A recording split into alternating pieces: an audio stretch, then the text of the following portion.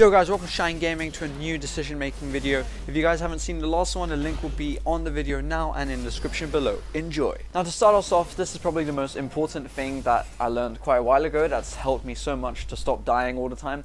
Basically, whenever you're about to go into a fight, just always look to see where the enemy team is and where your team is, because if you see, for example, one like the support running by themselves and you just like, okay, I'm just gonna go all out, it's just a support, I can take them on, but then you haven't checked the map to see where the enemy team is, suddenly when you're chasing the support, the whole team comes and kills you and then you're dead. And then some people flame and they're like, oh my god, where's my team, why is my team so noob?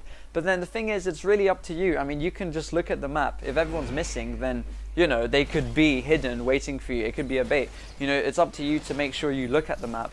Make sure before you go into a fight, you know exactly where everyone is. And if you don't know where everyone is, you know, assume that they are there and then think to yourself, do I really want to go in? Will I be able to actually 1v4 them or 1v5 them? Then if the answer is no, then just don't go in. You don't have to chase them, you know. It's better to be safe and wait till there's an actual opportunity where you know you can win the fight to do it. But then there are some exceptions to this. For example, if you do see the top laner, well, at top, and you know he hasn't got TP, and then your bot, and yeah, let's say there's 4 of your teammates and there's 4 of the enemy teammates, then you could go in, given that you could win an even match, like numbers of people against, you know, for example, if you could win a 4v4, then you could go in, because you know that the top lane is not going to come down anytime soon. And this is even if the top laner goes missing. For example, you see him on the top side, then he goes like hidden for like 5 seconds. You know he hasn't got TP, you know his ultimate isn't like Twisted Fate or Shen, so you know that it's impossible basically for him to get to the bot lane if everyone else is bot. So you could engage like that. But obviously if they do have TP, then you have to think, okay, they might actually TP bot, so technically it could be a 4v5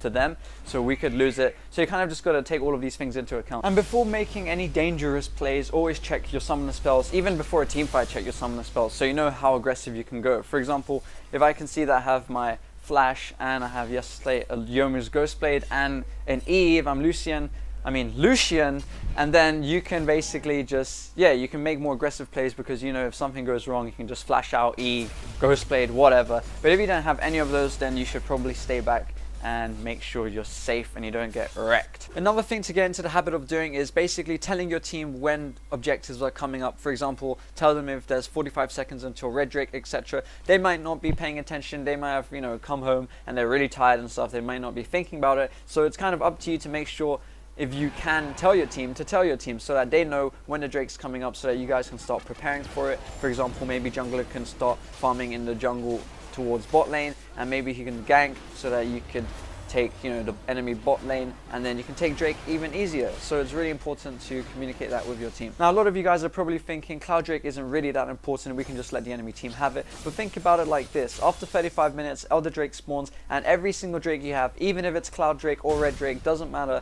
each one adds a stack of 45 true damage. I think it's over 3 seconds, and yeah, so that does actually add up. If you do get Cloud Drake and you get Elder Drake, you'll have even more damage, so it's always kind of worth to try and get it if you can. Whenever an enemy champion uses a summoner spell, make sure to tell your team, because for example, if you're bot lane and you know the ADCs use their flash, you can tell your jungler, and if you just let them push the lane towards the turret and you know where the vision is, etc., then your jungler can come and gank, and it'll be easy because the enemy ADC won't be able to flash away.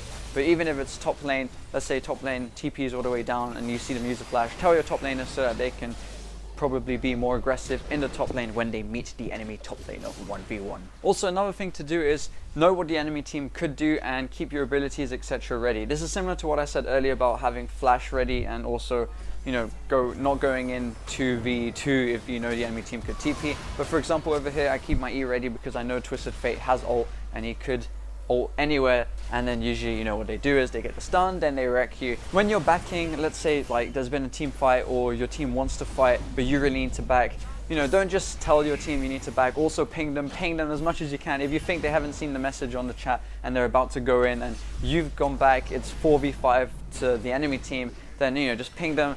You know, for example, in this video, the Fresh makes it really clear to everyone, and that's really good. And yeah, just make it as clear as you possibly can. Whenever you want to check a bush, or you're walking somewhere you don't know where people are because the enemy champions are missing, try to use a skill shot or something before you just go in, because a lot of the times they might be sitting in there waiting to kill you. So it's always best, for example, if you're an Ezreal or someone, or even a Karma, to just use your, you know, skill shots and check the bush before you go in. Another really useful thing to do is when you're walking back from lane, you know, try and look at the map, try and see where people are for your other teammates. For example, if you see a jungler near mid, but then he goes missing, but you know he might be going mid to gank, tell your teammate why you're, you know, walking back, because you can look at the map, etc. But if you're a support, you know, try and do this all the time.